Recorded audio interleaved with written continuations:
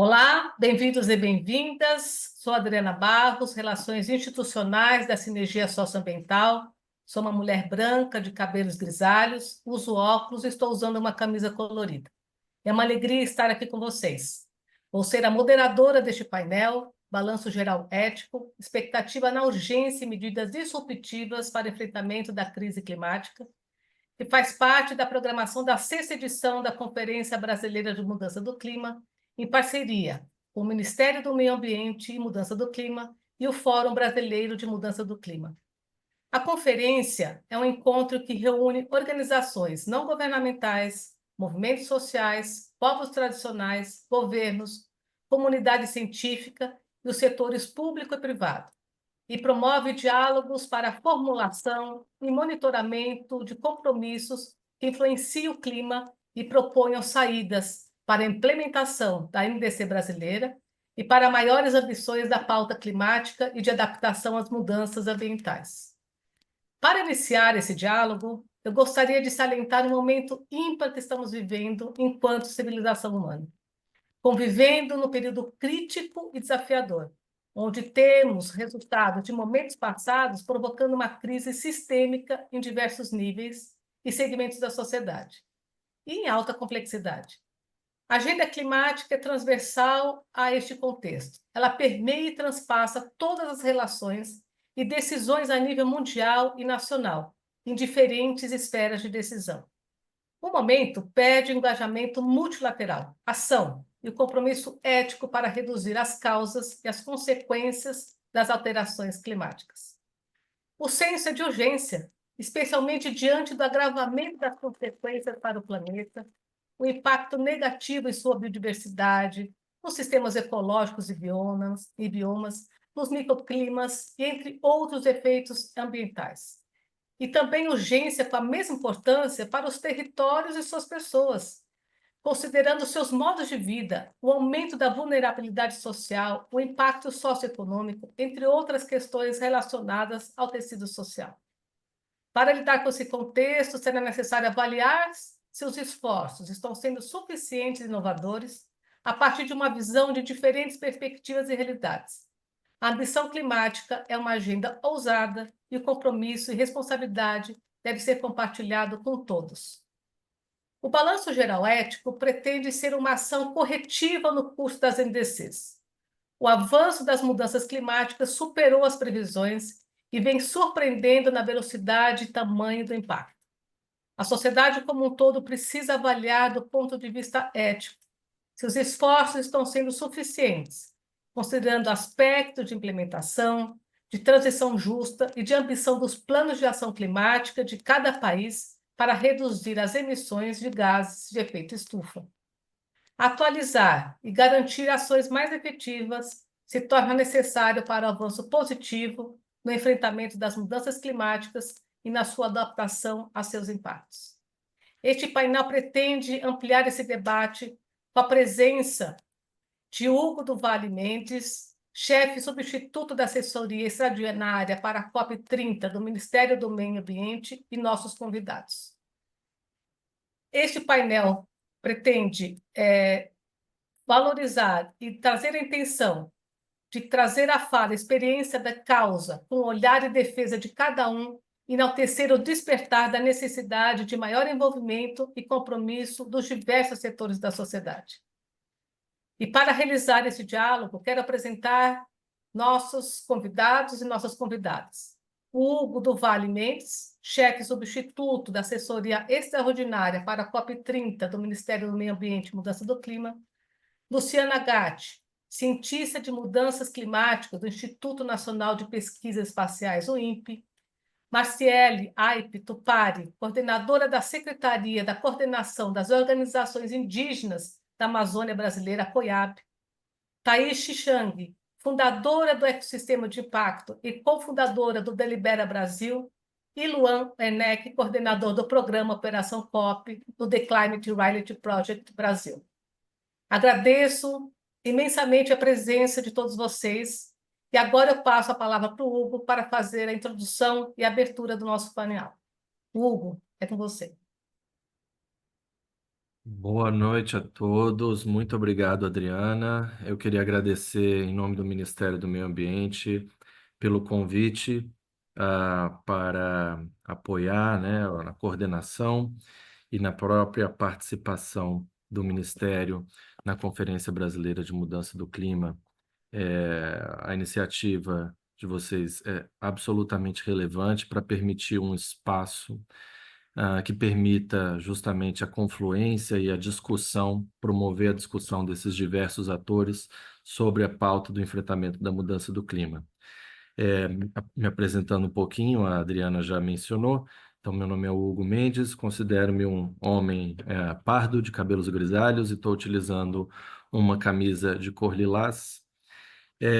Bom, trabalho aqui no Ministério do Meio Ambiente já há uns 10 anos com a pauta de enfrentamento da mudança do clima e mais recentemente, por ocasião da COP30, nós temos aqui no Ministério uma unidade que é definida para tratar especificamente dessa preparação do apoio e preparação para a COP30 em Belém. Vai ser um enorme desafio, ao mesmo tempo uma enorme oportunidade para o Brasil se colocar como um ator de interlocução para essa agenda, com grande destaque, né, no cenário global. Algo que para nós é uma oportunidade única para justamente endereçar aspectos que são relevantes, tanto do ponto de vista das interações sociais, mas dos processos econômicos que são é, intimamente relacionados com a questão da mudança do clima. Bom, o interesse, eu acho, desse painel aqui é a gente poder aproveitar essas diferentes visões, perspectivas dos nossos convidados aqui para o painel para discutir um aspecto que vem ganhando cada vez mais relevância ao longo das últimas COPs, que é a dimensão da agenda de ação. Então, eu vou explicar um pouquinho como que isso se relaciona, onde que a gente está dentro do processo da COP, para que todos tenham a mesma compreensão de como que esse processo se insere, e aí a gente entra um pouquinho na questão do balanço global de ética. Então, a Conferência de Clima das Nações Unidas, ela nasce originalmente com um foco totalmente centrado no processo negocial entre os países, né? Os seus corpo diplomático e altos representantes oficiais do país negociando regras, um conjunto de regras e de compromissos que seriam implementados pelos países com o objetivo de reverter, diminuir a emissão de gases de efeito estufa na atmosfera. À medida que a convenção vai ganhando corpo, vai ganhando forma e implementação ao longo dos anos, novas dimensões vão sendo acopladas a esse processo, a esse núcleo duro do processo, que é a negociação. Refiro-me, portanto, à agenda de ação.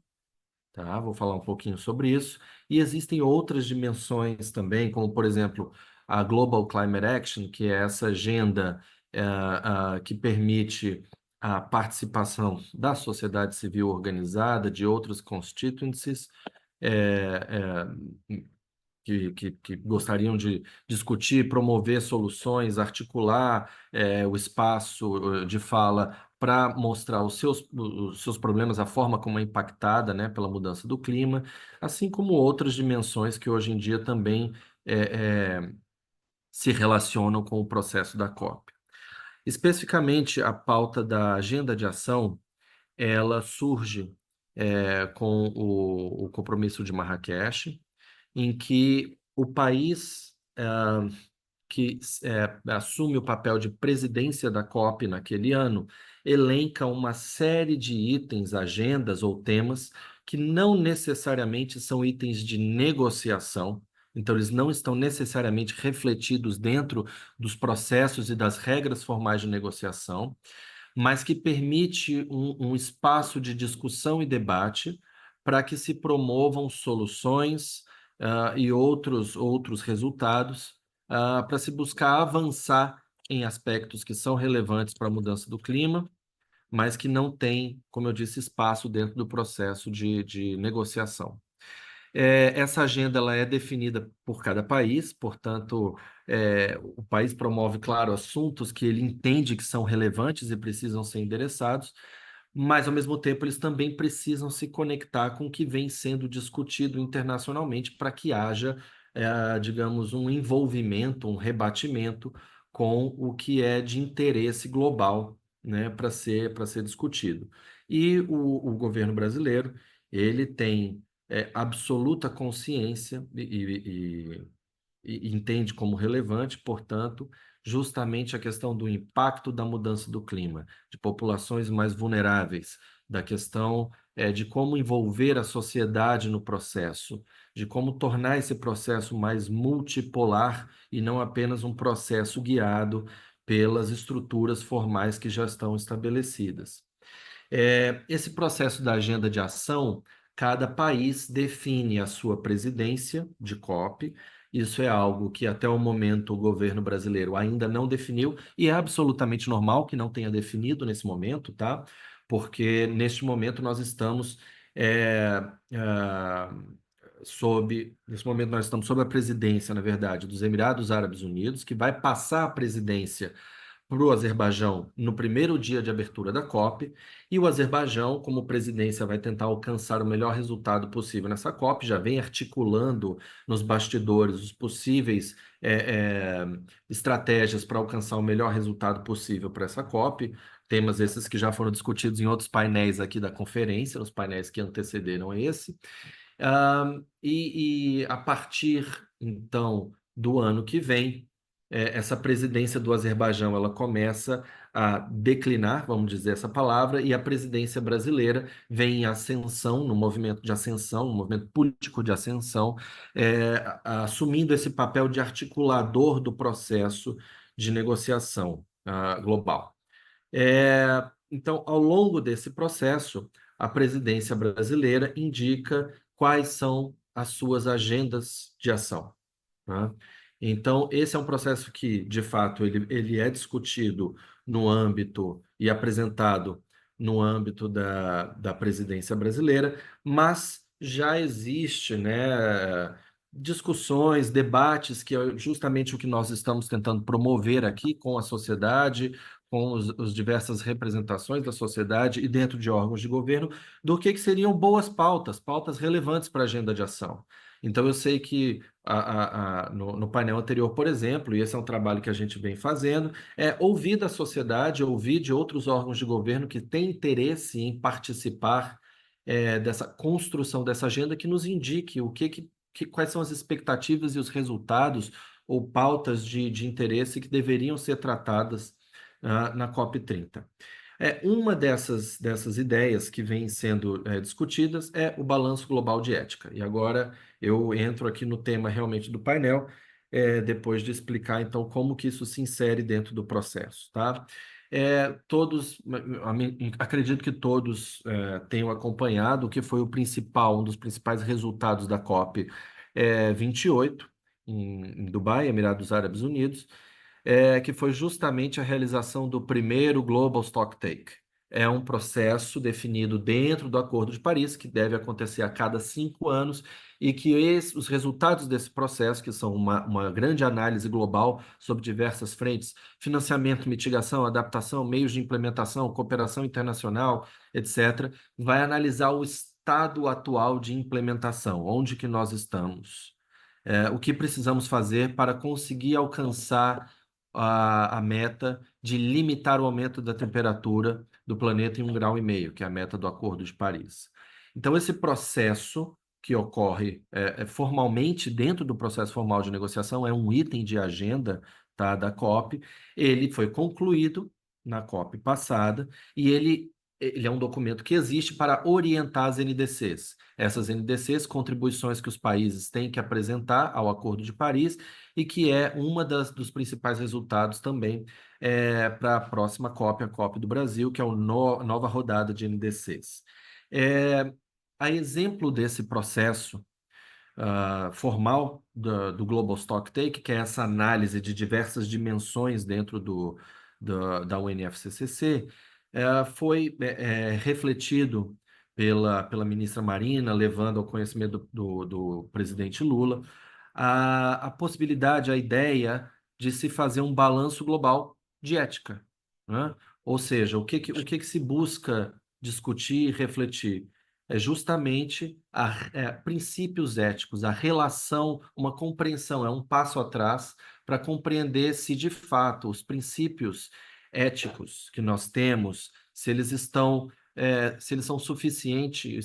suficientemente adotados na condução das ações e de modo a orientar a relação entre as próprias pessoas, entre os países, da relação com as pessoas, com o meio ambiente que ampara todo o nosso nossa vida e se isso é suficiente, né? Em última análise, é uma questão de compreender se a própria sociedade se entende dentro do papel que ela desempenha dentro do planeta e se isso é refletido em termos das políticas e das medidas que os países implementam. A ideia seria que isso, da mesma forma como um processo formal do Global Stock Take, ele não é uma reunião, isso é um processo de alguns meses de duração, em que foi lançado oficialmente pelo presidente Lula com o secretário-geral das Nações Unidas durante a Assembleia Geral das Nações Unidas, realizada em setembro desse ano, em que portanto, apresentada essa ideia, né, de realizar o balanço global de ética. A ideia que seria, e aqui eu estou apresentando as bases do que a gente tem sobre esse processo para justamente coletar de vocês, nessas visões, o que que isso é relevante, para que esse processo poderia agregar, quais são os resultados esperados. Então, é para justamente a gente aproveitar esse momento para ter essa troca. A ideia é que seria um processo distribuído geograficamente em diversas, ou seja, não é um processo restrito ao Brasil de forma alguma, e que ele teria dentro de si convidar diversos grupos de pensadores, artistas, filósofos, líderes religiosos, líderes políticos também, enfim, trazer uma diversidade de grupos e de atores para dentro das suas especialidades. é, Manifestar quais que seriam princípios e práticas éticos que deveriam orientar a atuação da humanidade frente ao problema que nós estamos vivendo. Ah, do ponto de vista de processo, então, isso levaria alguns meses. Nós teríamos aqui vários encontros regionais no Brasil e em outras regiões do mundo também. E um grande marco para esse processo seria a reunião de meio do ano da COP 30, ou seja, me refiro à reunião do SUBSTA e do SBI, que são os órgãos subsidiários da convenção, que acontece em Bonn, no mês de maio ou em junho do ano que vem. Ali seria um grande momento assim de uma reflexão. Chegamos até aqui com esse processo, nós temos esses resultados, esses aportes, essas reflexões, para que ao final do ano que vem teria um encontro ministerial, né, ou de líderes durante a COP 30, para justamente socializar esses encontros e as lições e os aprendizados que foram desenvolvidos ao longo do ano, né? Eu acho que um ponto também super relevante aqui para compartilhar com vocês é que isso não seria algo para se começar de uma pintura em branco, né? De algo que não tem nenhuma referência. A gente entende que a principal referência para isso é justamente a Declaração de Princípios Éticos em relação à mudança do clima da Unesco, que foi alcançada em 2017, em que 195 estados membros da Unesco acordaram uma série de 6 princípios que já refletiriam como que essa relação do homem com o ecossistema deveria se dar. Apenas para citar aqui, esses princípios seriam, portanto, prevenção de danos, uma abordagem preventiva, equidade, justiça, desenvolvimento sustentável, solidariedade e conhecimento científico e integridade na tomada de decisões. Ou seja, a ideia é que esses 6 princípios funcionem como um ponto de partida para essas reflexões que serão feitas, mas que todos os participantes teriam absoluta liberdade para refletir se isso de fato é suficiente, como que isso está sendo implementado, quais lacunas, vantagens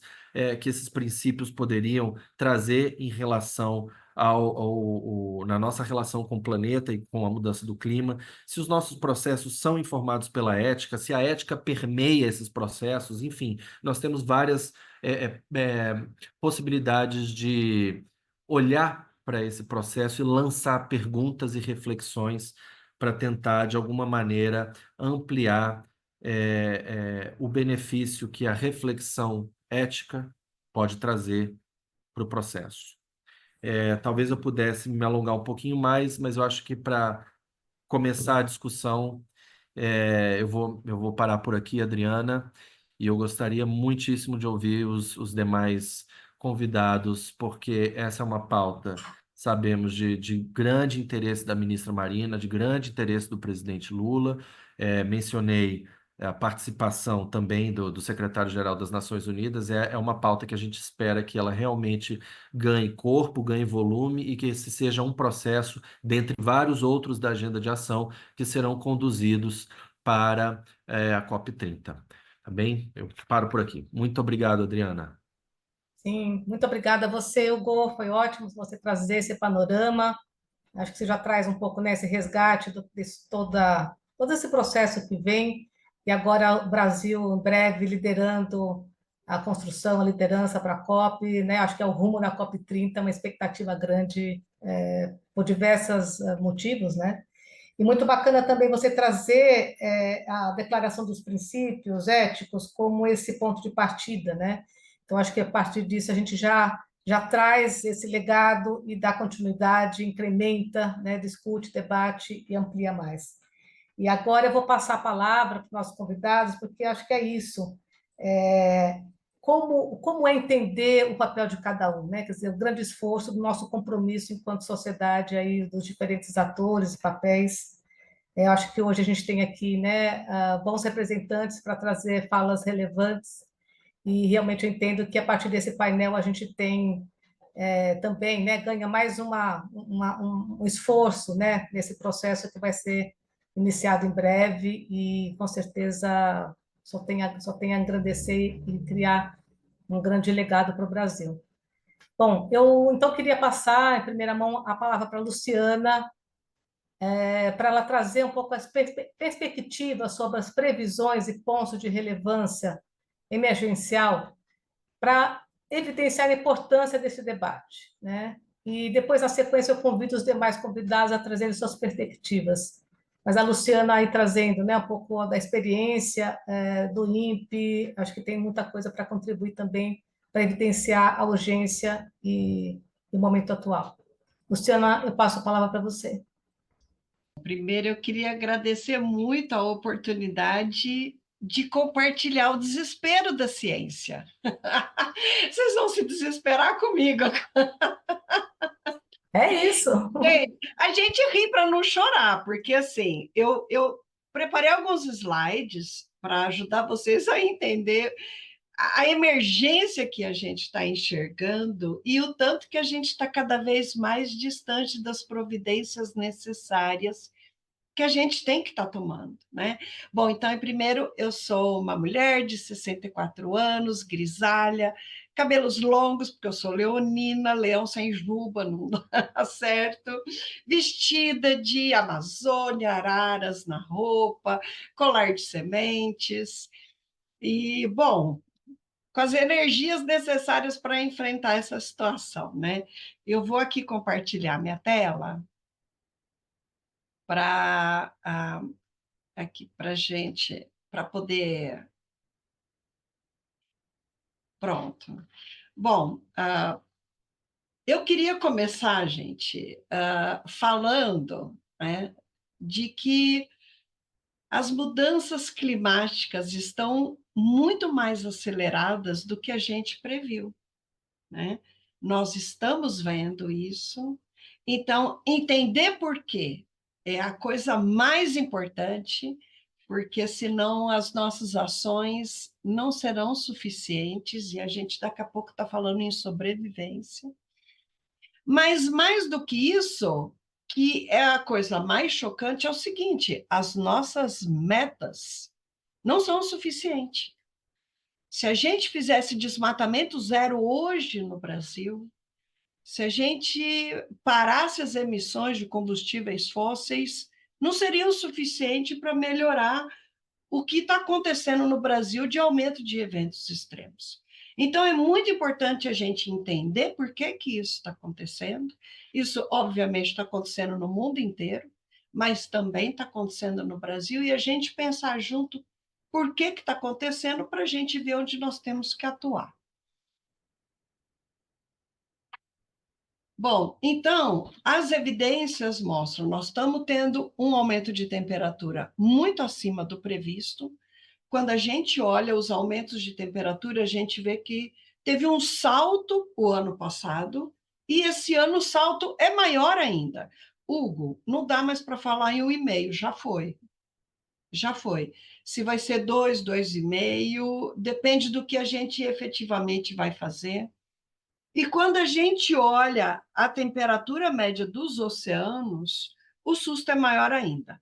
A linha laranja, ela é a média do ano passado. E a gente vê que a partir de abril do ano passado, aconteceu algo que fez com que o aumento de temperatura nos oceanos simplesmente descolasse. Dá para ver até aqui, até abril, vinha seguindo a partir de abril, o aumento de temperatura está cada vez maior do que era o normal, e a gente vai até o final do ano, né? Começa esse ano muito acima, e pela média desse ano, ele vai estar maior ainda. E o que implica isso, né?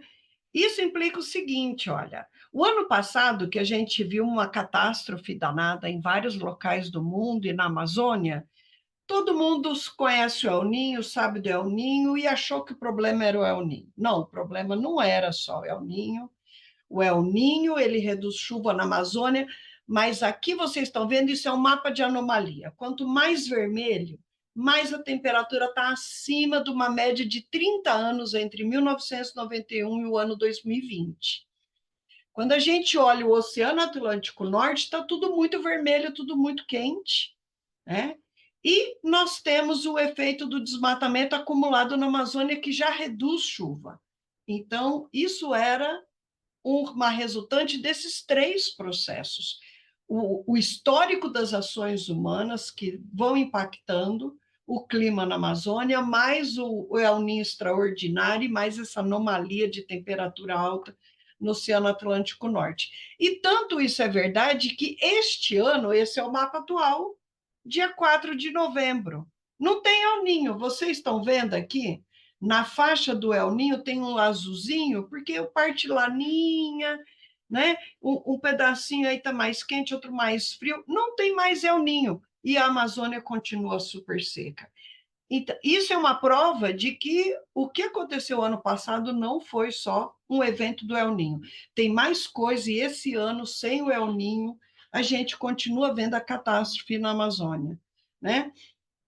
A gente está vendo outra prova da aceleração das mudanças climáticas, é essa seca nem sequer prevista, né, nos nossos modelos climáticos, e a floresta ficando cada vez mais inflamável. Aqui vocês têm um mapa do número de focos de queimada por dia no Brasil inteiro, em julho e agosto.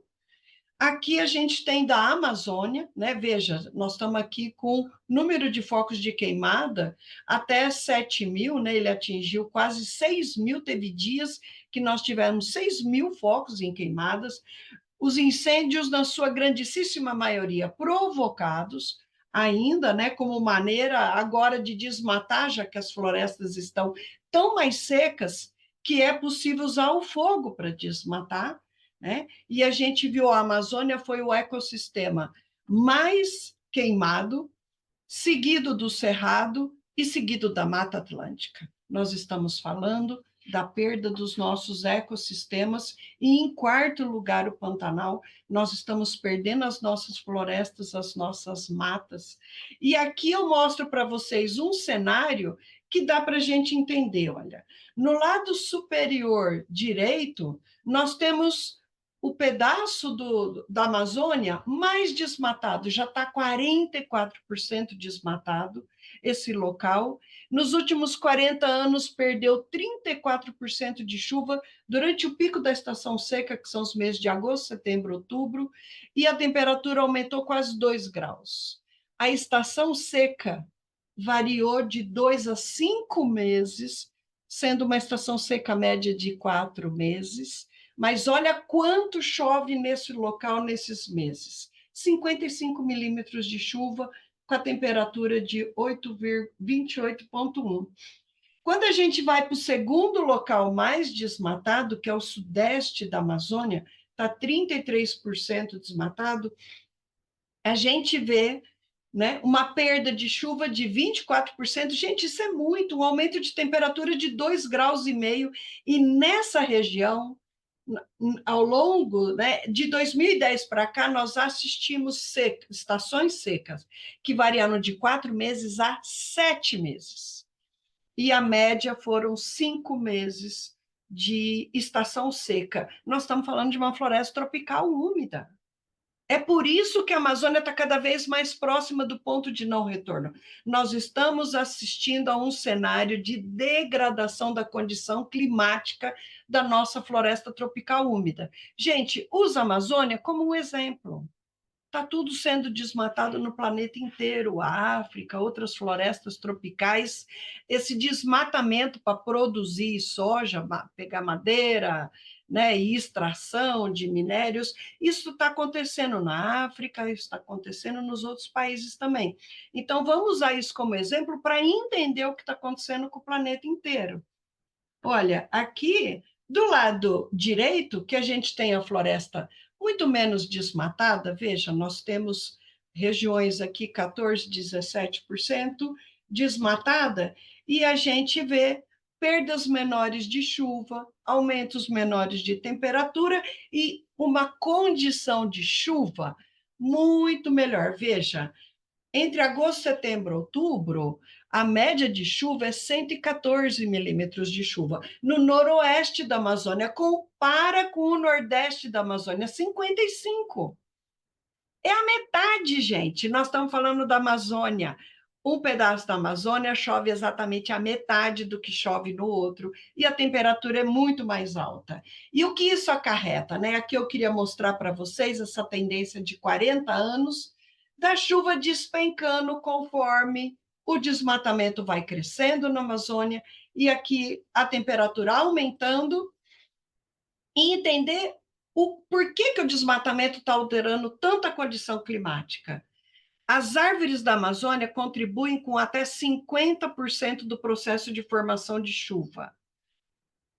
E quando a gente desmata a Amazônia, nós estamos não só reduzindo a formação de chuva, então nós temos os rios voadores mais enfraquecidos, a gente chegou a ter rio de fumaça, né, de tanta queimada que ocorreu na Amazônia. Mas a gente tem que entender o seguinte: a Amazônia é uma enorme fábrica de chuva. As árvores pegam água líquida do solo, jogam para a atmosfera na forma de vapor, e para a água sair do líquido e ir para o vapor, ela consome energia na forma do calor. Então, essa bomba de chuva, né, esse nosso airbag climático está jogando vapor de água na atmosfera e está resfriando a superfície.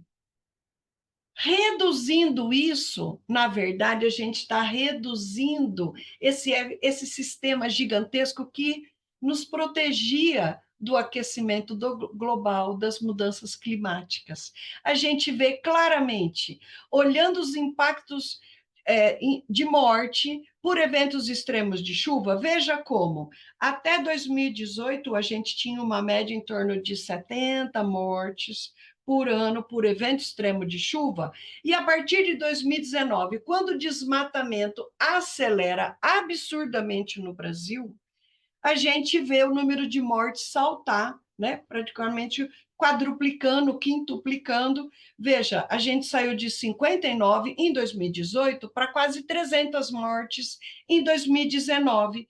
E quando a gente olha, aqui vocês veem embaixo o desmatamento só na Amazônia, só que o desmatamento acelerou no Brasil inteiro. Olha a correlação entre aumento de eventos extremos e, por consequência, mortes no Brasil e o desmatamento. Então, é muito importante a gente ver essa correlação entre o que a gente está fazendo com o desmatamento.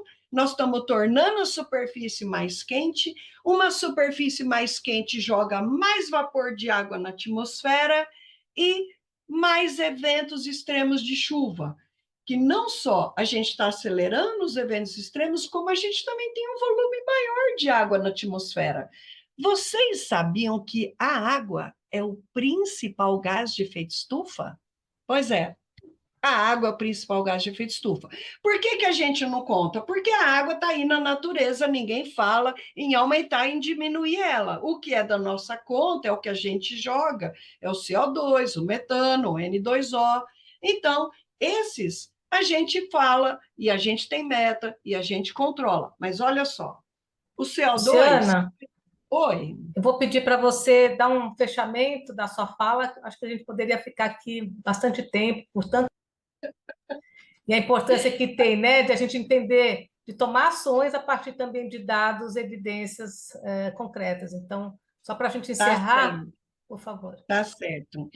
Olha, então, fechando aqui, eu queria dizer o seguinte: se a gente já está fazendo tudo isso, né, a gente está, na verdade, pensando esse modelo em que como a gente gera energia, como a gente consome energia, como a gente produz alimento, que tipo de alimento, a gente tem que repensar e ter soluções concretas. Só fazer desmatamento zero hoje não resolveria nosso problema. Então, a gente realmente tem que repensar esse padrão. Peço desculpa por ter extrapolado o meu tempo e a gente continua aí na próxima oportunidade de fala. Gente, obrigada.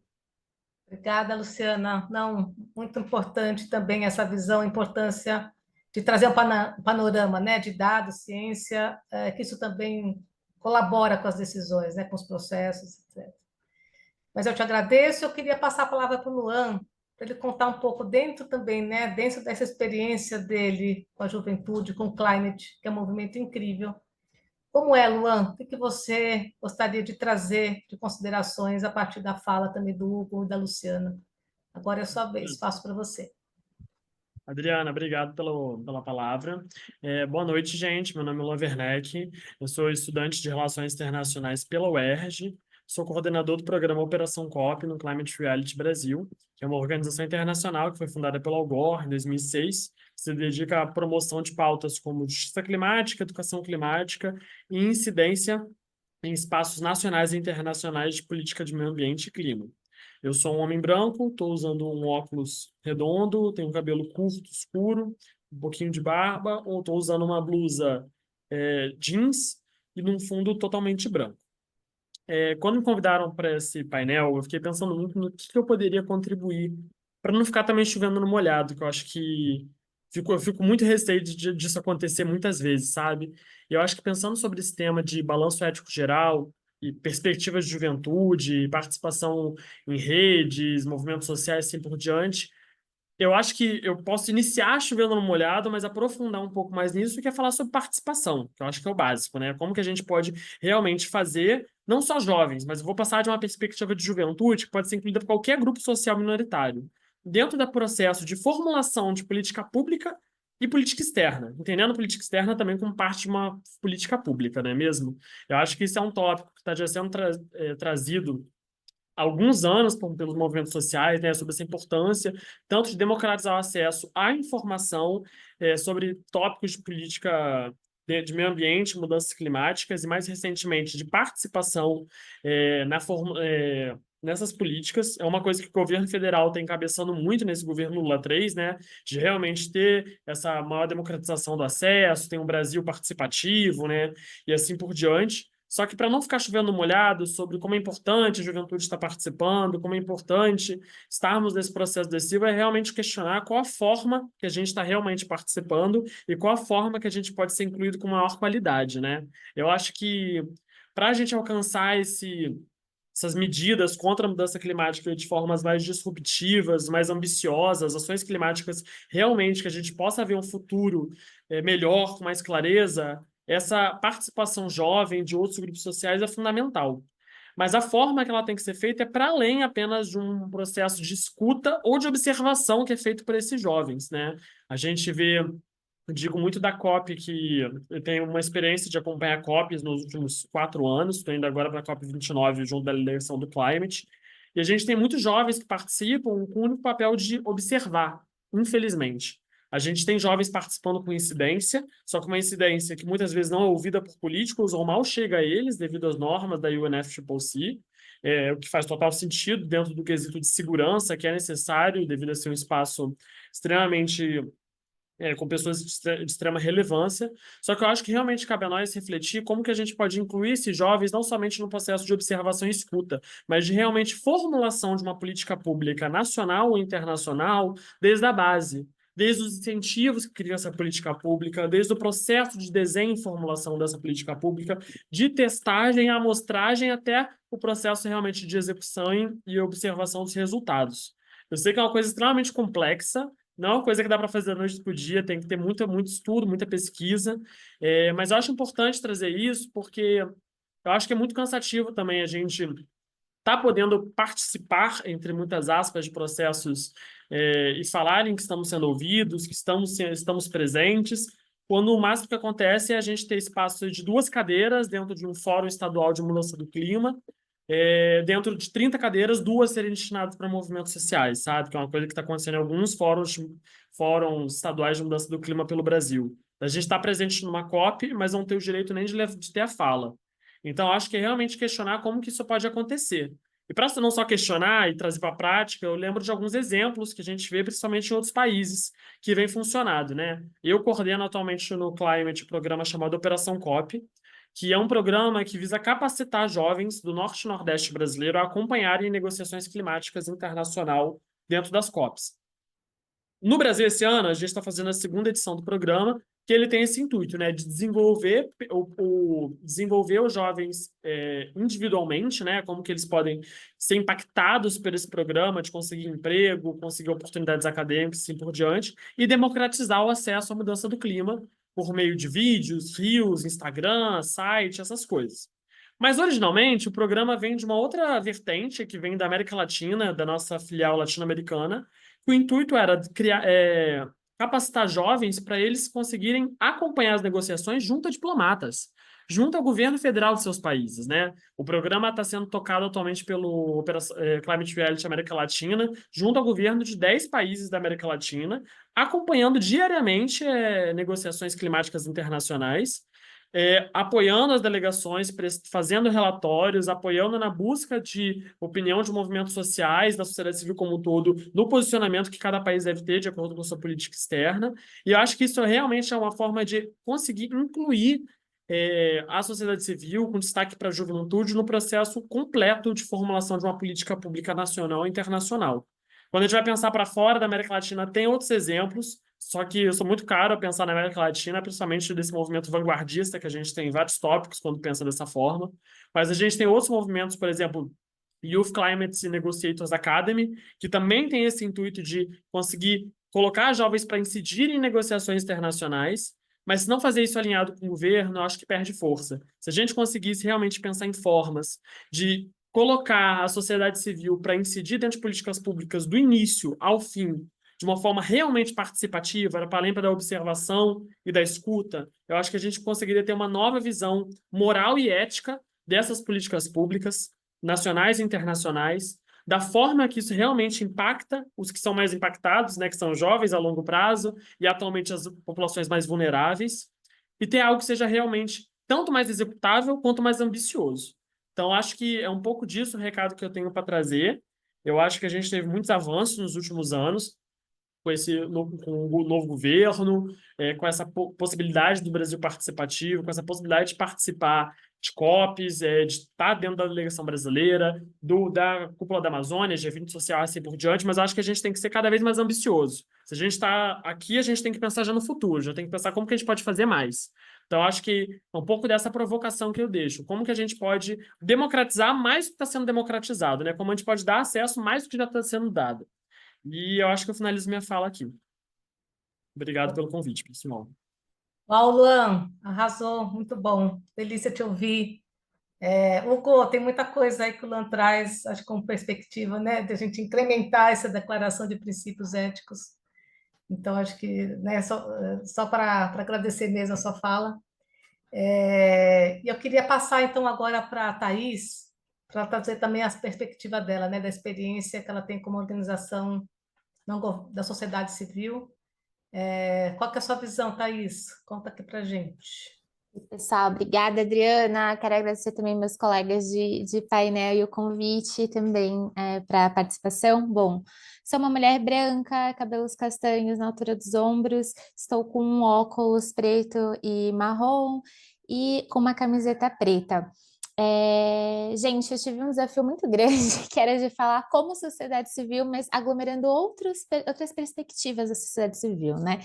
Não só do Delibera, a qual estou representando nesse encontro, mas quando eu comecei a montar a minha fala, eu lembrei da carta de Natal do ano passado, que foi da Conferência Brasileira de Mudança do Clima, que se chama, eu vou até ler exatamente para não falar errado, mas é Por uma Governança Climática Inclusiva, Justa e Compartilhada. Por quê? Quando eu participei da redação, a gente fez rodadas de conversa com diferentes atores da sociedade civil e lideranças sociais e políticas para que a gente pensasse uma estrutura. E dentro dos 3 tópicos que essa carta traz, tem 2 que eu acho que casam muito com isso, né? Principalmente, Hugo, quando você fala sobre alguns princípios como solidariedade, conhecimento científico, que eu acho que dão um match bem bacana para esse processo. E eu vou pedir licença, então, não vou falar só da carta, mas vou citar alguns elementos da carta, e eu quero trazer um conjunto de crenças da sociedade civil do que a gente considera que é ético para trabalhar nesse contexto, obviamente falando que a gente, do contexto brasileiro, tá? O primeiro ponto que eu acho que eu gostaria de tratar é a disputa sem exclusão, porque é óbvio que a gente vai pactuar coisas de um coletivo que não necessariamente vai ser consensuado, mas ao mesmo tempo a gente tende a ter em algumas metodologias, em alguns processos participativos, uma exclusão de posicionamentos e opiniões. Eu acho que essa nuance, ela é muito desafiadora para a gente trabalhar e ela tem que ser vista. E eu não sei nem se esse é o melhor termo para se trazer, mas eu não consigo pensar em outro, mas como uma participação ética convocatória. Convocatória no sentido de estimulada. É óbvio que a gente quer pessoas e lideranças muito engajadas com o tema e que dedicam a vida para isso participando, mas a gente também quer pessoas que estão em outros papéis que não necessariamente acreditam que esse espaço participativo pode ser ocupado, não se vê nesses lugares e nesses locais estando conosco. Sendo um pouquinho menos complicada a fala, eu vou orientá-la pelos pontos que eu comentei com vocês no começo. Bom, quando a gente fala de justiça climática, direitos humanos e combate ao racismo ambiental, que é o primeiro capítulo dessa carta, o primeiro ponto que a gente traz. Ficou muito evidente que não podemos falar de justiça climática sem falar de impacto das desigualdades, e esse impacto das desigualdades, ela tem que levar em consideração esse conceitual, essa agenda, né? Ela tem que levar em consideração os grupos vulneráveis e os efeitos como divergentes. Porque não necessariamente as pessoas que têm maior acesso participativo estão representadas em todos os pontos e curvas dentro desse processo. Então, sempre o foco em pessoas e territórios deve ser um dos principais princípios éticos, e fazendo um paralelo global aqui com esse processo. É claro que a gente consegue ver vocações e características regionais de população que a gente pode trabalhar em conjunto, mas sem nunca perder o contexto regional e também sociocultural, histórico desse processo, né? O segundo ponto é que a gente fala bastante de racismo ambiental, mas a gente executa poucas atividades de enfrentamento ao racismo ambiental. Então, acho que é uma coisa que, nossa, nos últimos 2 anos, quantas conversas teóricas, práticas, em diferentes fóruns e espaços, grupos de trabalho, observatórios que foram sobre essa agenda.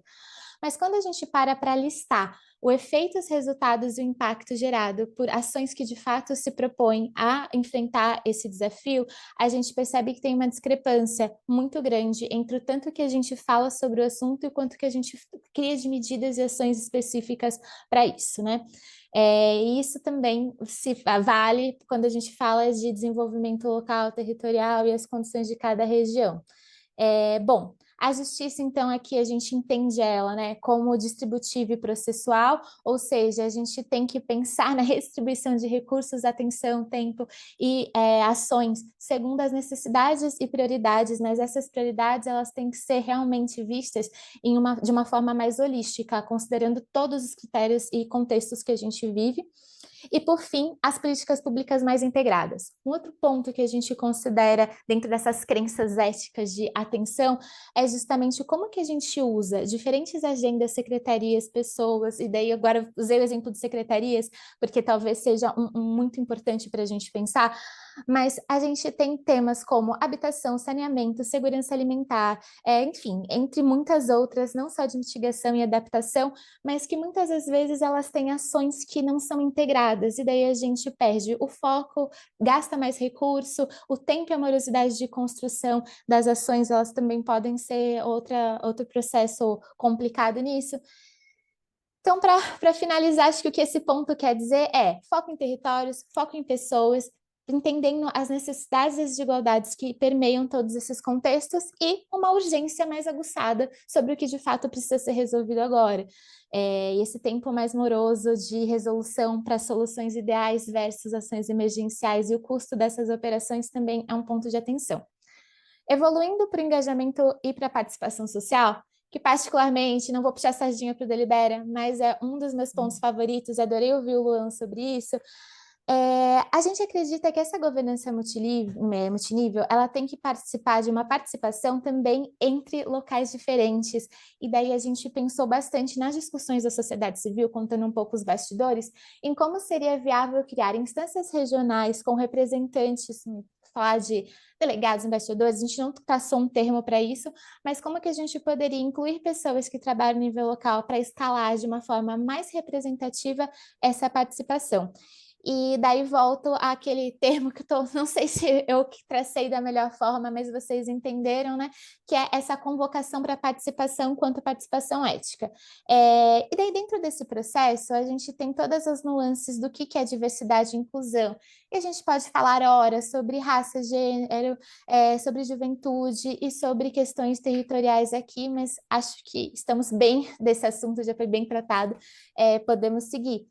Sobre a participação da sociedade civil, também existe uma demanda dentro dessa ética participativa para que a gente inclua organizações de outras agendas. A gente vê um perfil participativo na ocupação desses espaços que às vezes são só de principais organizações interessadas com o objetivo fim daquela organização de trabalhar com aquela agenda. São super necessárias, mas talvez a gente pode se beneficiar, assim como o Ethos faz com a Conferência desde sua execução, que é uma dos casos de sucesso que eu sempre compartilho em outras redes que eu participo, trazendo organizações da sociedade civil que trabalham com igualdade de gênero, com desenvolvimento econômico, geração de renda, porque todos esses eixos eles são multifacetados e quando a gente tem essa diversidade de perspectiva, a gente tem construções melhores nesse processo. E os espaços participativos sendo de diferentes formatos e metodologias. Não vou defender o mini público, mas acho que ele é muito bom também para isso. Mas a ideia aqui é falar, dependendo do grau de participação, da complexidade da decisão e do quão a gente quer trazer pessoas divergentes para perto dessa agenda, diferentes formatos participativos podem ser testados e misturados. E essa é uma boa prática que a gente precisa talvez testar, experimentar e criar novas soluções mixadas, porque nós temos muitas metodologias, muitos aprendizados, cases para trabalhar, mas a gente ainda não faz isso de uma forma tão estratégica direcionada. Então, para sintetizar esse ponto, né?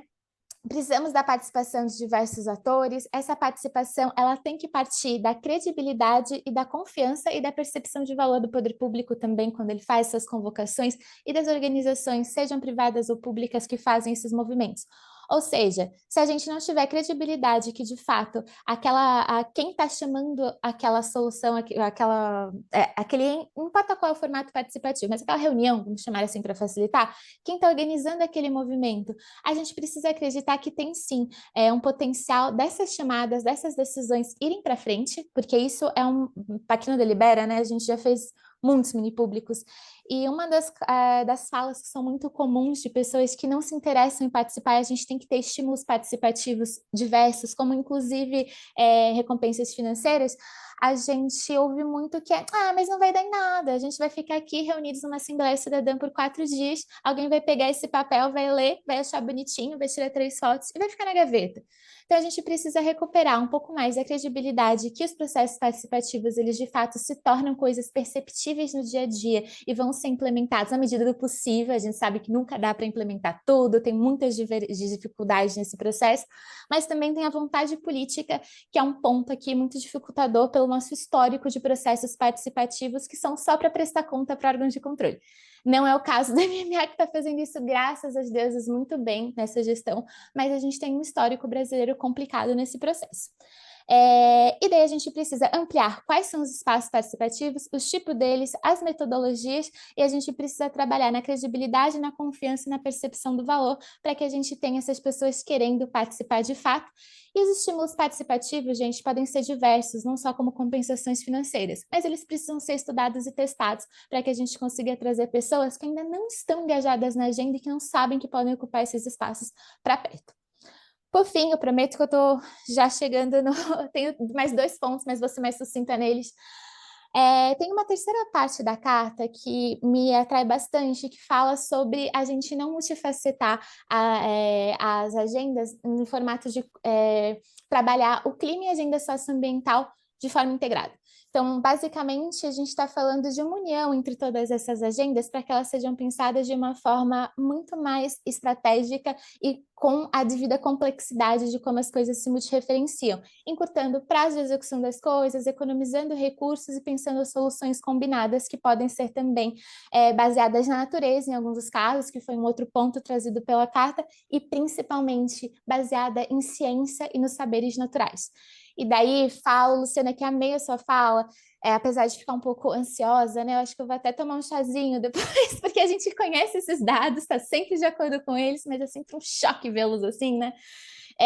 Mas a gente defende muito aqui que não só a ciência, porque ela é muito relevante, ela vai nos dar caminhos, ela vai nos fazer enxergar a situação como ela de fato é, mas também os saberes tradicionais, que por muito tempo, tanto o poder público, até o social e a academia, falo como doutora, e eu sou doutora em psicologia política e trabalho dentro da área, e a gente tem, em alguns setores, em algumas áreas específicas, um histórico também de descrença desses saberes que são ancestrais, que são baseados em critérios regionais, conhecimentos que não são necessariamente acadêmicos e científicos, e a gente precisa entender quais esses saberes tradicionais que de fato fazem sentido para a gente, que a gente precisa trazer junto com toda a valorização, com todo o respeito, envolvendo as pessoas dentro desse processo. E um último ponto que não dá para não falar, que são investimentos inclusivos. Falta recurso, falta acessibilidade aos recursos disponíveis. E isso precisa ser trabalhado, porque sem dinheiro a gente não consegue executar as atividades, e isso é um ponto muito importante. E daí a ética da capacidade de execução também é a capacidade de financiamento. E por fim, eu prometo que esse é o fim mesmo, a gente tem o tempo das ações e a coordenação entre os atores, assim, um pouquinho mais em detalhes.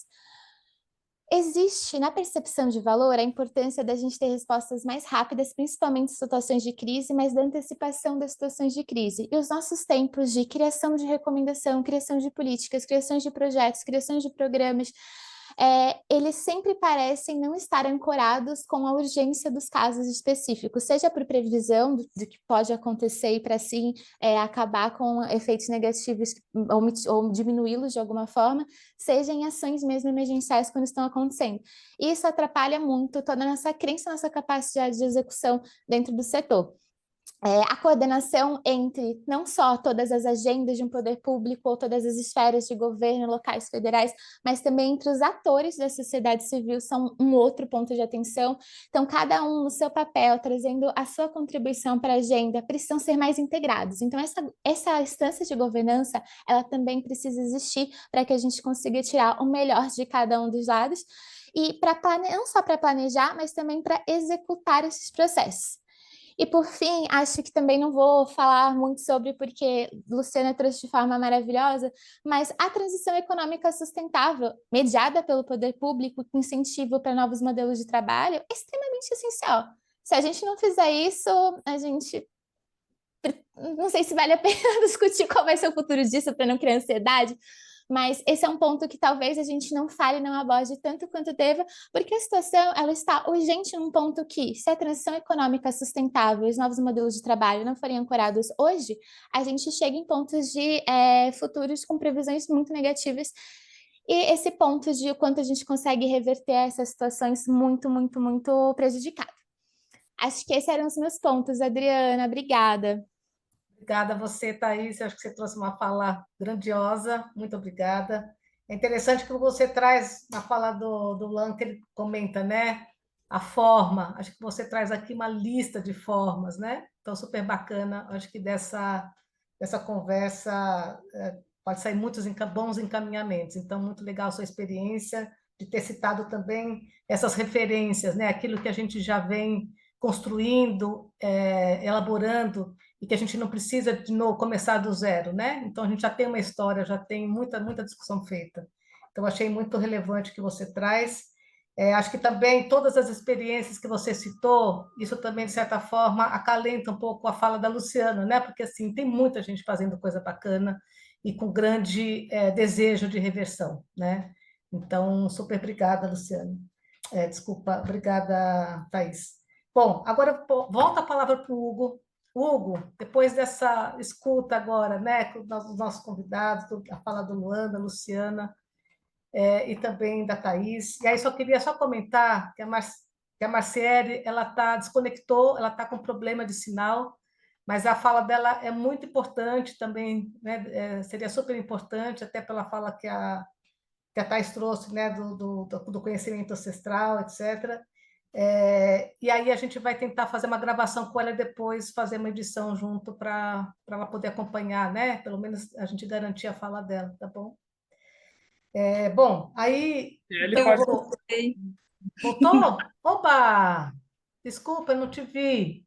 Ótimo. Então, Marcele, você tá conseguindo? Opa! Porque eu tive que Ótimo. mudar de local e aí a imagem não vai ficar muito boa.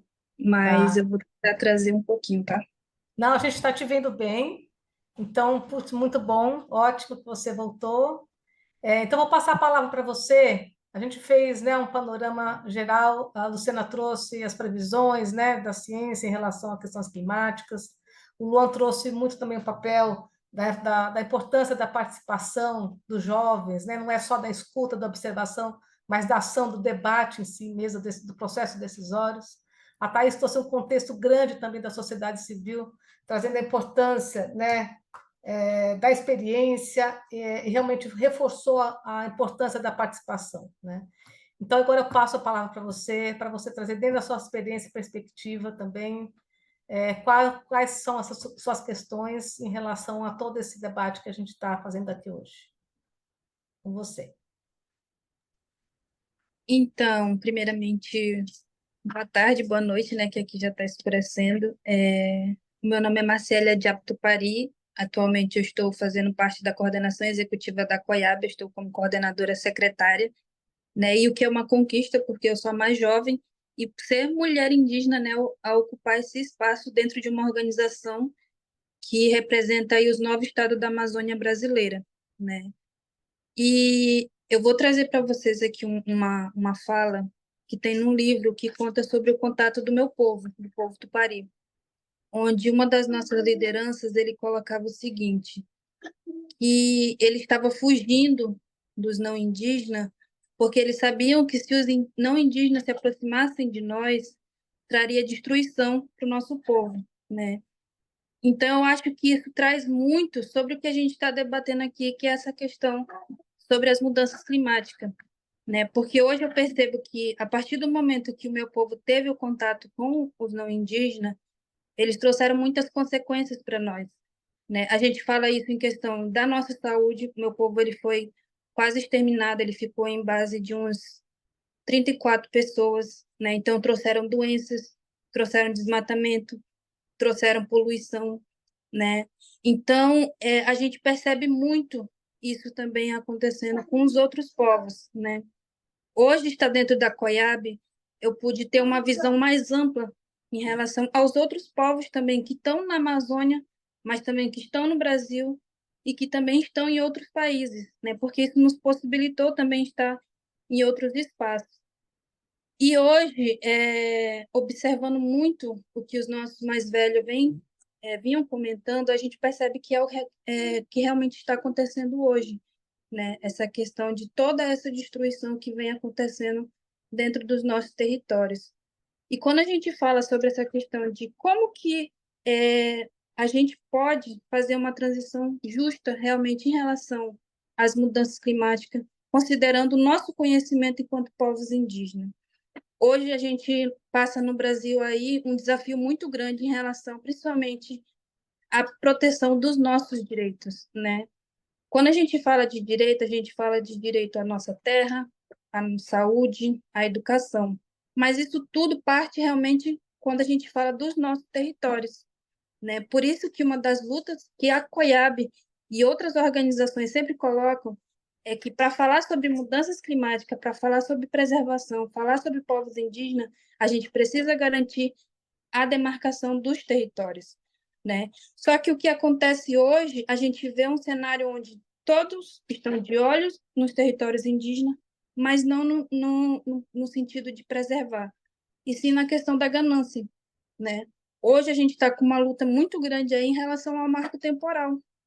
Tem uma lei que foi aprovada que a gente está lutando para que ela seja julgada inconstitucional.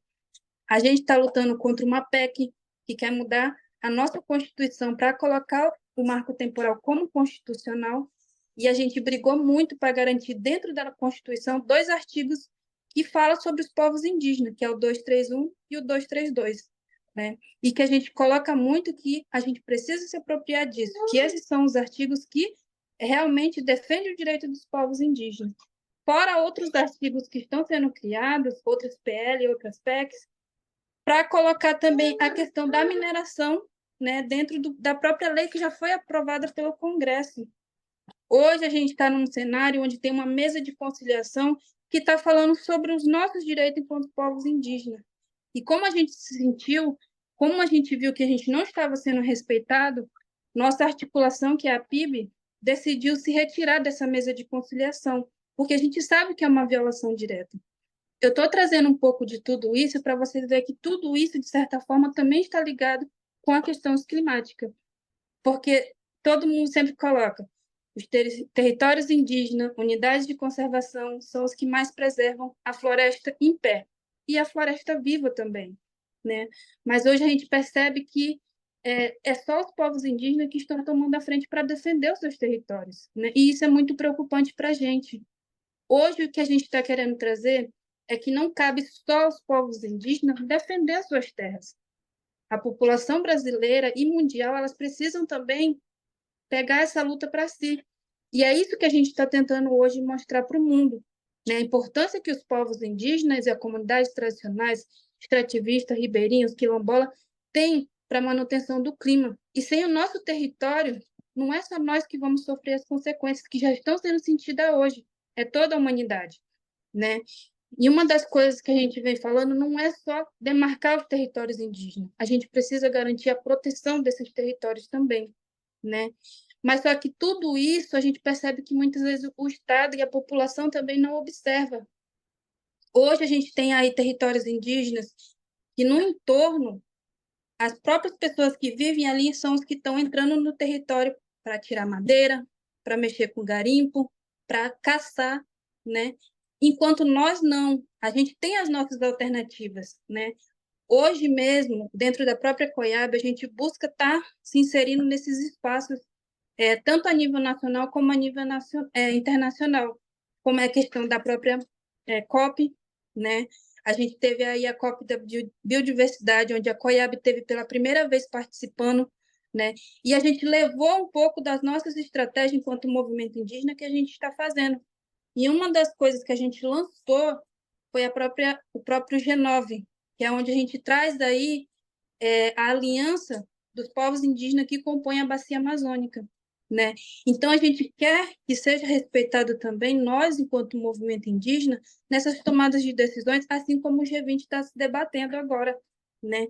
A gente está também tentando levar os nossos parentes para participar desse G20 que vai ter agora no Rio de Janeiro. A gente tem o espaço do movimento social, mas a gente sabe também que vai ter o espaço de governo e a gente também quer estar inserido nesses espaços.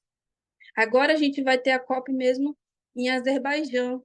A gente já teve na COP lá em Dubai, onde a gente viu que em nenhum momento foi levado em consideração os indígenas do movimento, né? Porque a gente sabe que hoje temos uma conquista muito grande com os nossos parentes que estão no espaço de governo, mas a gente também quer que seja levado em consideração os indígenas que fazem parte do movimento indígena, porque a gente está levando uma demanda dos territórios, da base, do nosso povo, que é o que estão sofrendo lá dentro, né? Toda essa catástrofe. E aí, quando a gente fala que a gente quer ser escutado, porque o que eu percebi, eu fui pela segunda vez ano passado e eu percebi que quando a gente está nesses espaços, muitas vezes a gente debate com nós mesmos. E é a mesma coisa que a gente faz aqui no Brasil. É como se o movimento indígena estivesse apenas numa caixinha conversando com o movimento indígena, né? O MST, por exemplo, estivesse numa caixinha conversando com o pessoal do seu movimento, né? E a gente precisa mudar um pouco esse cenário, né? Porque a gente precisa... Eu lembro que eu escutei uma vez, quando a gente foi no encontro sobre jovens, onde a gente escutou uma liderança mais velha, onde ele colocou o seguinte: antigamente, a gente lutava por uma causa só, né? Que é o quê? A preservação da vida. Hoje a gente parece que a gente mesmo está se dividindo e a gente não entende por quê. O que a gente está fazendo de diferente hoje que não era o que acontecia há tempos atrás, que é justamente essa perseguição que vem acontecendo em relação a nós, né? E dentro da própria COIAB hoje, a gente se criou uma gerência de monitoramento, porque a gente fala o quê? A gente sabe que tem muitos locais que têm essa questão de pesquisa, trazer os seus dados técnicos, né? E os povos indígenas, eles também têm os seus dados, né? Têm os seus conhecimentos, né? E uma coisa que a gente também coloca muito é que hoje, dentro dos territórios, tem as pessoas que fazem o seu próprio monitoramento territorial, né? Onde eles mesmos fazem o levantamento dos seus dados. Mas a gente sabe que eles não passam essas informações para qualquer pessoa, né? Então, o que é melhor do que nós mesmos falar com os nossos parentes, né? A gente hoje fez um levantamento sobre o que vem acontecendo na Amazônia hoje, como essa questão da seca extrema e de fogos, né? Porque a gente teve muito focos de incêndio, muitas queimadas aqui na região da Amazônia, né? O meu território mesmo foi um desses territórios que teve muitas queimadas, né? E foram queimadas descontroladas mesmo. E a gente percebeu que os estados, eles ficaram omissos em relação a isso, né? Não mostravam o que realmente estava acontecendo. Então, coube a nós, enquanto organização indígena, fazer esse levantamento e fazer esse boletim. Eu queria muito poder mostrar para vocês, mas eu tive que entrar pelo celular e aí não dá para me mostrar. Mas eu posso depois encaminhar para a Adriana para ela poder estar, qualquer coisa, passando para vocês.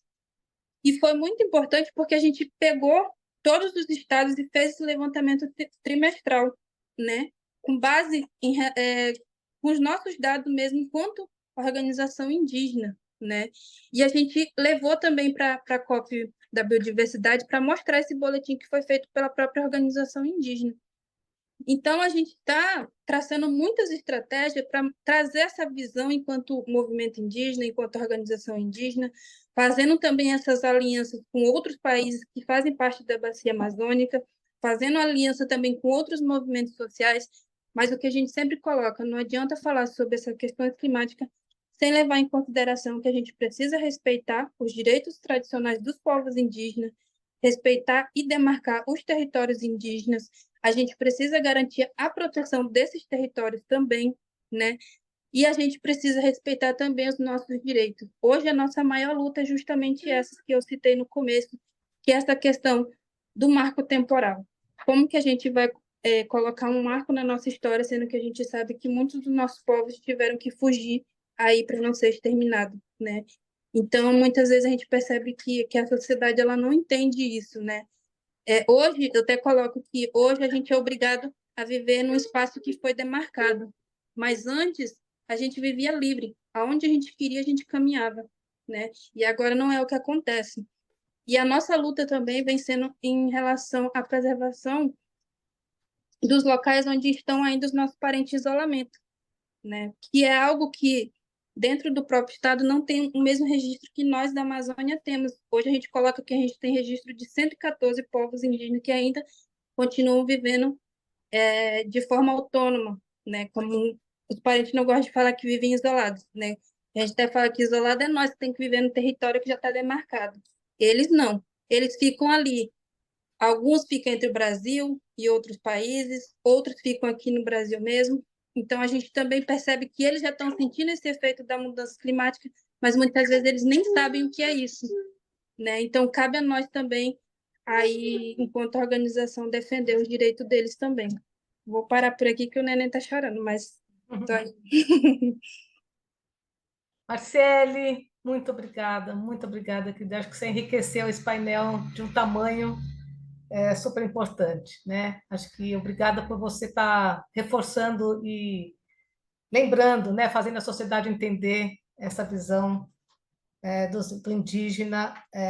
Achei muito interessante você trazer também todo esse levantamento, né?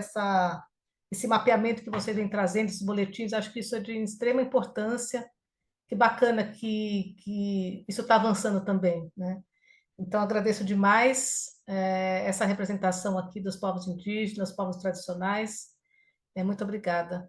Mas agora, para a gente já encaminhando um pouco mais para o final do painel, eu vou voltar a palavra para o Hugo. Hugo, depois de você ter ouvido, né, escutado o Luan, a Thaís, a Marcele, a Luciana, com toda, acho que foi tão rico o conteúdo, né, todas as falas. Quais são os insights, né? Quais são as grandes questões que você vê? Qual é a mensagem final, assim, né, a partir desse desafio do que vem pela frente em termos do compromisso, né, do balanço ético, mas também da agenda climática? Obrigado, Fala um Adriana. pouquinho, E vai lá. realmente eu acho. Me ouve, né? Sim. Eu acho que realmente foi um painel, uma oportunidade bastante. Foi oportuno, bastante rico. Queria agradecer a Marcele, a Thaís, o Luan e a Luciana. Vou tentar dialogar, trazer assim, talvez o que é a minha reflexão principal e dialogar um pouquinho com cada um. E também já agradecer pelo trabalho, de novo, pelo convite, pelo trabalho do Instituto Etos que a gente tenha um bom relatório para que isso seja mais um insumo para esse processo do balanço global ético. Bom, eu entendo que a questão da participação social, ela agradeço pelos comentários que foram feitos, do esforço, sim, desse governo em ampliar participação social, ampliar processos, ampliar espaços.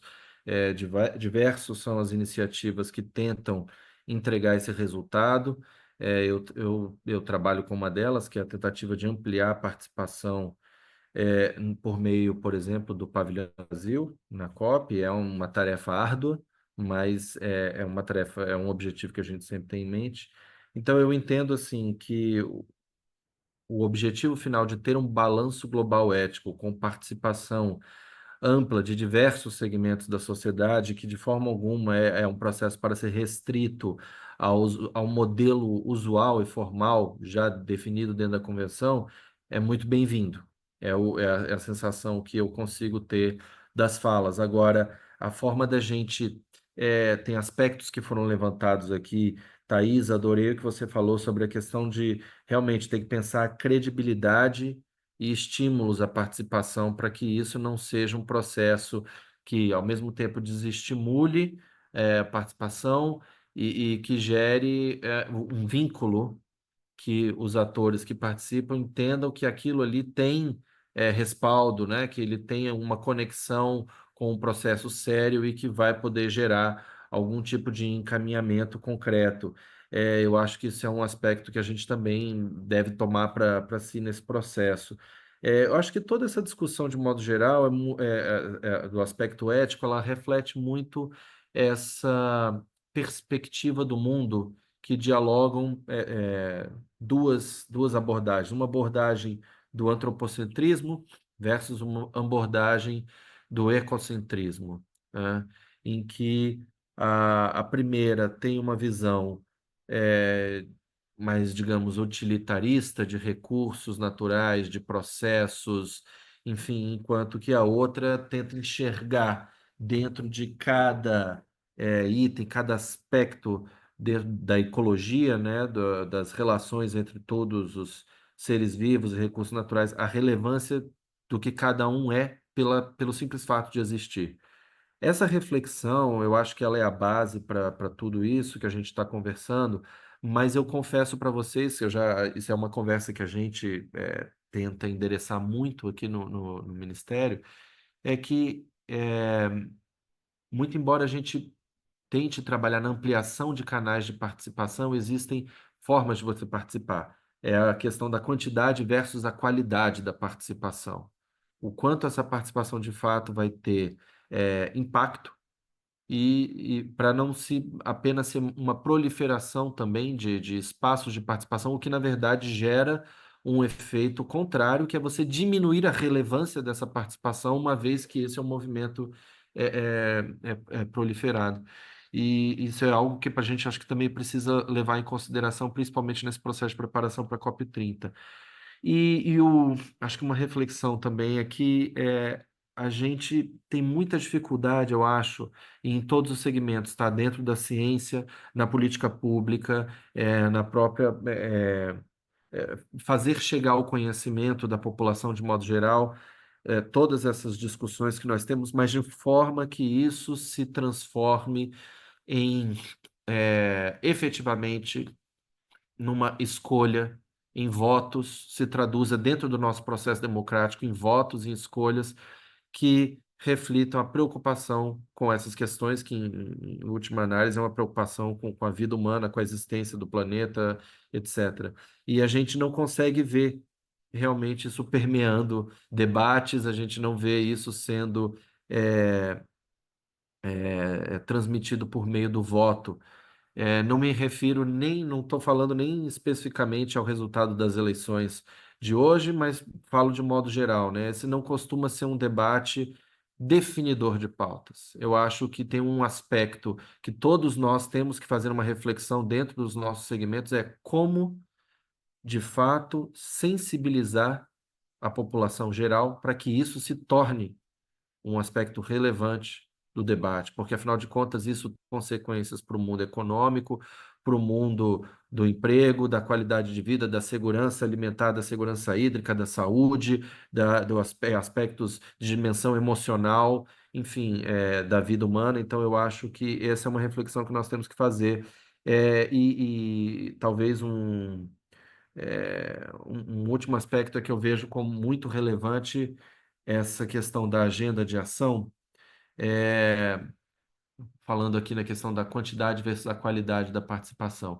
Hoje em dia eu vejo com muita clareza como que o processo da agenda de ação da COP, ela se retroalimenta com o processo formal de negociação. Um item de negociação puxa a discussão para uma agenda de ação e aquilo deriva para outra coisa que de repente aparece num item de negociação.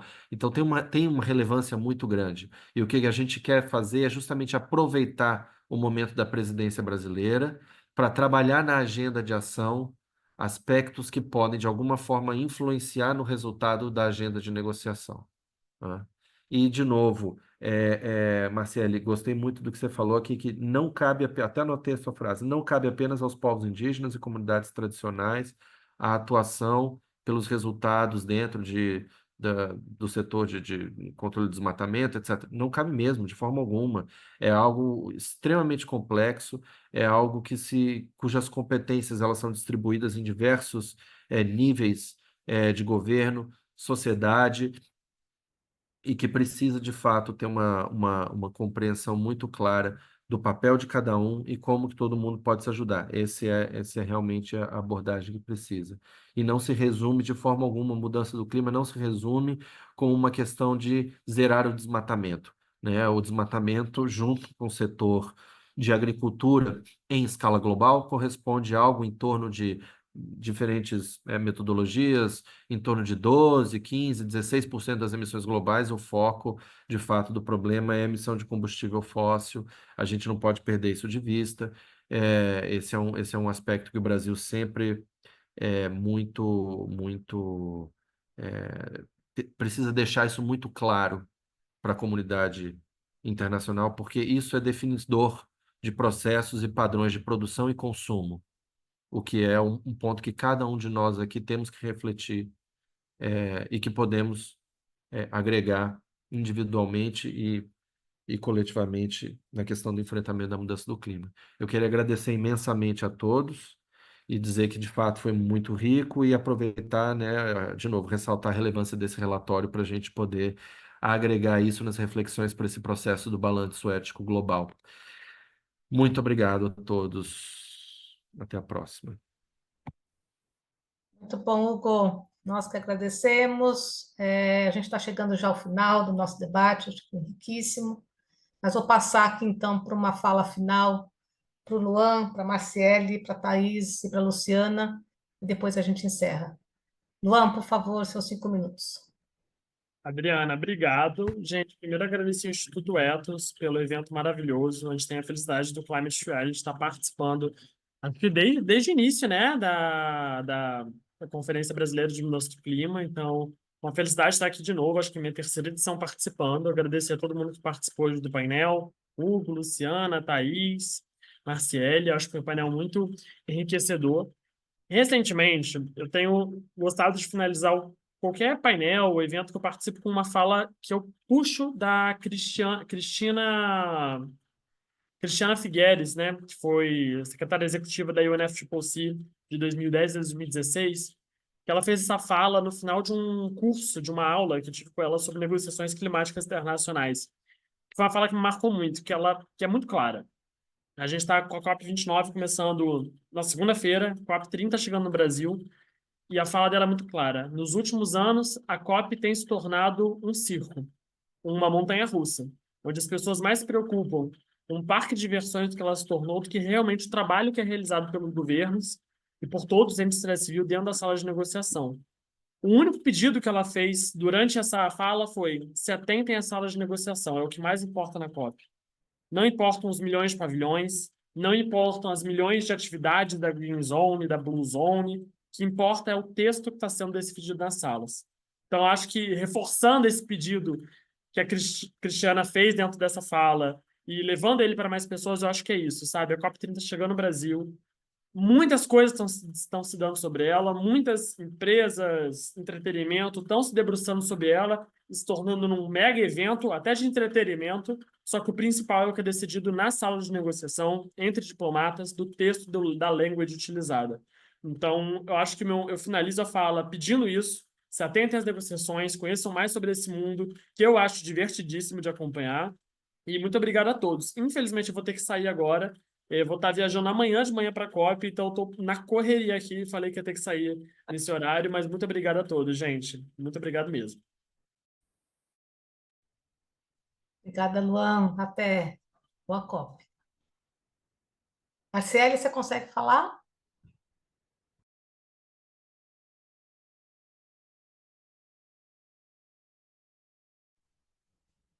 Vou passar então a palavra para a Thaís, depois Luciana, e aí a gente retoma com a Marciele.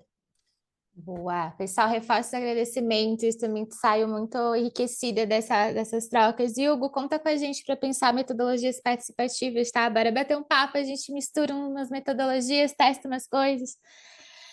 Ai, gente, eu não consigo pensar em outra coisa. Eu tinha até preparado uma fala de ferramentas diferente, mas eu queria compartilhar que eu estou muito pegada na lógica de como a gente tem negacionismos diferentes.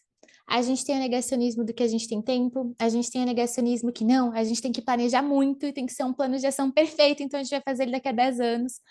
A gente tem o negacionismo do, ai, é muito complicado, não vamos fazer isso, vamos fazer aquilo, porque não sabemos como fazer isso. A gente tem o negacionismo do, vamos fazendo, não precisa planejar, daí a gente vê se deu certo ou se não na prática, que é complicado, que não é a mesma coisa de testar coisas com objetivos, né, com metas e bem orientado.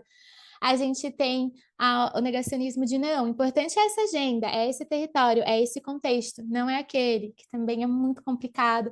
A gente tem o negacionismo da disputa do como fazer, não, dessa forma não vai funcionar, quem sabe fazer é tal pessoa, ou não, quem vai saber fazer é quem teve essa experiência, tem esse contexto.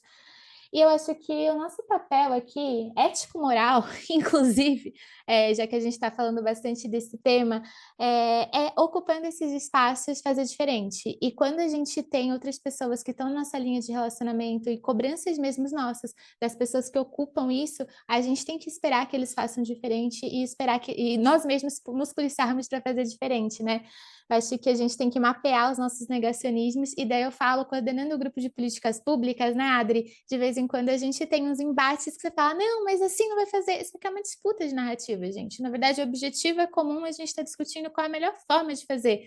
E negando a forma do outro, talvez não seja uma boa solução para fazer as construções, não sei. Daí essa é a métrica do qual que é a qualidade participativa e da construção colaborativa, sem que ela seja esvaziada num ponto que a gente não consiga construir nada a partir dela, ou que ela só descredibilize mais os nossos esforços.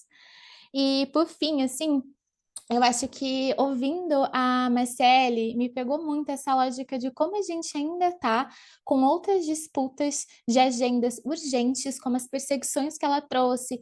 A gente pode falar das crises de segurança hídrica, teve um programa, inclusive, uma ação emergencial que a gente ajudou a encabeçar pela Gente Muda, que foi muito relevante, que é Por uma Amazônia que Tem Sede, porque tinham algumas famílias em específico de áreas da Amazônia Legal que iam ficar sem acesso logístico para receber coisas durante um bom processo por cerca de... Assim, a gente tem tanta coisa acontecendo que a gente tem que dar conta dessas agendas, e daí elas são inúmeras, gente. A gente pode falar das outras pontas de desigualdade, que vão para além de relações diretas como segurança climática, mas que, aliás, segurança alimentar, mas que sempre tem uma correlação com seguranças de sociais mesmo, segurança de, nossa, os direitos de que todo mundo deveria ter acesso. Que a gente talvez tenha sempre um jogo duplo para fazer, e como que é difícil a gente equilibrar essas ações que precisam acontecer agora, porque a gente ainda tem pontos de desigualdade muito profundos e complexos, com projeções para o futuro. Mas se a gente não trabalhar os dois juntos, a gente vai continuar só aumentando o nosso número de problemas, enfim. Daí são só pensamentos confusos para trocar para vocês, mas como uma provocação de todo mundo que se envolve nessa agenda ou se propõe a trabalhar nela, como que a gente pode trabalhar todas elas de formato mais integrado, orientador, pensando em como a gente enfrenta todos esses negacionismos. Obrigada, Adriana. Obrigada a você, Luciana. Suas palavras finais.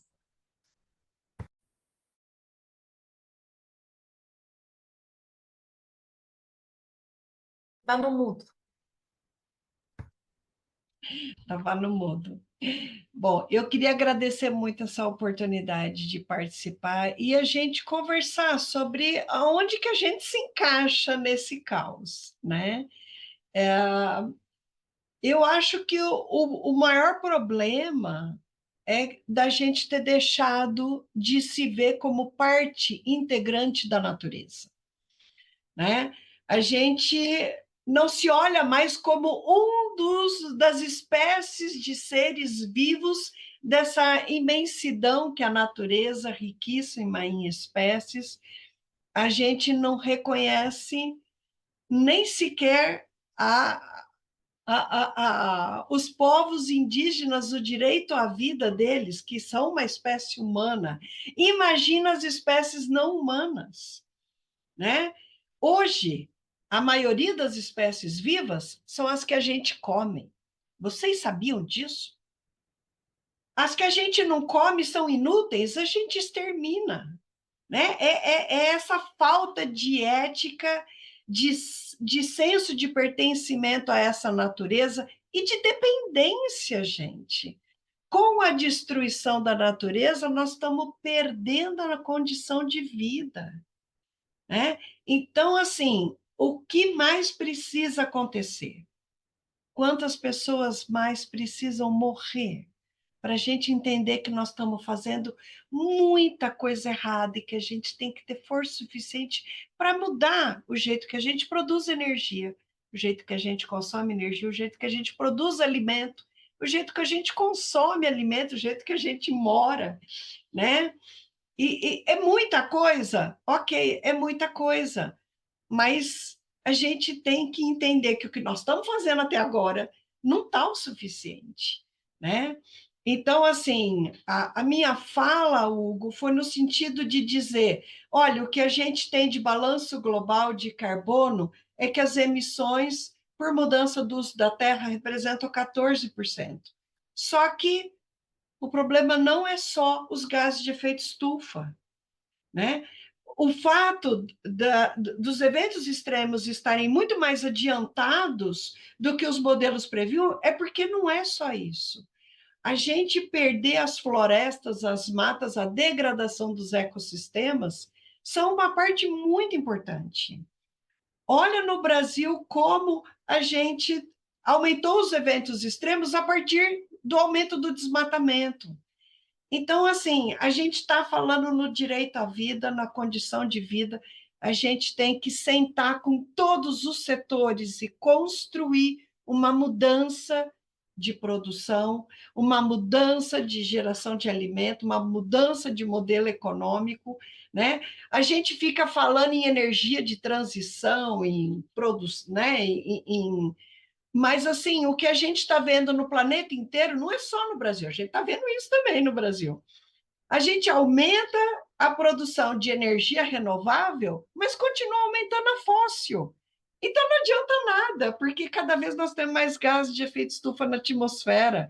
A gente só está consumindo mais energia, então nós estamos só acrescentando a renovável e ainda aumentando a fóssil e aumentando o desmatamento. Gente, nós temos que efetivamente pensar numa maneira de sair dessa negociação que acaba não resultando em nada. A negociação sai lá, saem os textos, saem os agreements, mas e aí? Não se cumpre, né? Então, nós precisamos de novos mecanismos para que efetivamente as coisas sejam cumpridas.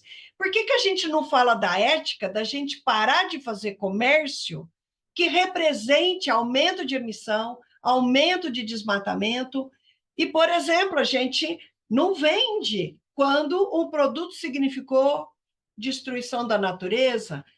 Não é? Por que a gente não pensa em desenvolver novos mecanismos em relações comerciais, né, mais efetivos? Porque, né, a gente não está vendo, a gente só está vendo a situação piorar e a gente não está vendo melhora, né? Isso dá uma angústia danada.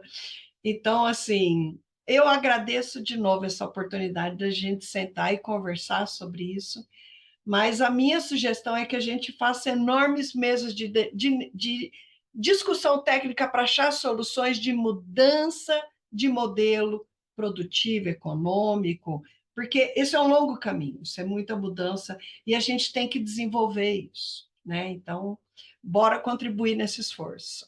Muito obrigada, gente. Ó, muito bom, Luciana. Obrigada. Queria saber se a Marciele vai ter condição de falar. Ela está com alguma... Voltei. Você consegue dar, então, o seu recado final, por favor? Então, eu acho que eu também gostaria muito de agradecer pelo espaço, né? A gente está trazendo um pouco da nossa experiência. Eu acho que, como a Thaís colocou, a gente se prepara muito para esse momento, mas na hora que a gente chega, muitas vezes a gente não consegue passar tudo que a gente gostaria, porque são muitas coisas realmente, né? E o que eu trago também é que como que a gente ainda está nesse espaço e é desafiador, né? Por conta, às vezes, até pela barreira linguística mesmo, né? Se a gente consegue mal entender um português, imagina você ter que ir para um espaço onde a língua que é mais falada é inglês ou espanhol, que a gente não consegue nem compreender, né? E hoje a gente vem buscando de todas as formas entender sobre esse debate, mas eu acho que só para resumir o que eu estava querendo dizer é que eu escutei isso, né? E o que a gente está sentindo hoje são consequências das ações de 20 anos atrás, né? E eu saí desse espaço com muita preocupação, então, de saber o que que nos aguarda, então, daqui a mais 20 anos, né? Se a gente está sentindo isso sobre coisas que aconteceram há bastante tempo. Então, eu acho que é algo que a gente precisa pensar muito, né, e saber como vamos lidar com isso, né? Eu percebo que em alguns espaços que a gente está hoje, são muitos acordos, muitos fundos sendo criados, mas a gente não vê de fato isso chegar para a nossa base, para o nosso território, para o nosso povo. Então, a gente precisa realmente traçar estratégias muito rápido para tentar minimizar os impactos que já vem acontecendo, né? Eu acho que é um pouco disso e agradecer novamente o espaço para a gente estar trazendo um pouquinho do que é a nossa luta, principalmente enquanto povos indígenas, né? Não só da Amazônia, mas do Brasil. E algo que também a gente vem falando muito, que a gente tem que trazer importância para todos os biomas que hoje a gente tem no nosso país, né? Tanto não só para a Amazônia, mas para tantos outros aí, porque a gente fala muito sobre a questão da terra, a questão do ar, e a gente sabe que, assim como os povos indígenas, as nossas lutas, elas são uma só, a proteção dos nossos biomas também tem que ser levada em consideração, porque está tudo ligado, né? Então, eu acho que é um pouco disso, e só agradecer mesmo, e que a gente tenha aí mais espaço também para estar debatendo sobre essas pautas que são tão importantes para nós. Obrigada, Marcele, que bom te ouvir. Bom, eu encerro aqui então esse painel. Foi muito rico esse debate, enriquecedor, promissor. Eu queria agradecer muito a presença do Hugo, da Luciana, do Luan, da Marcele e da Thaís, por estarem aqui e ter aceitado esse convite. E também quero agradecer a audiência presente. Aproveito e convido a todos e todas para conhecerem mais a Conferência Brasileira de Mudança do Clima pelo site www.climabrasil.org.br e o painel da sexta edição. Pessoal, então é isso. Encerramos por aqui. Muito obrigada. Até breve. E boa construção, né, de uma agenda rica, inclusiva e promissora. Obrigada. Obrigada. Tchau, tchau.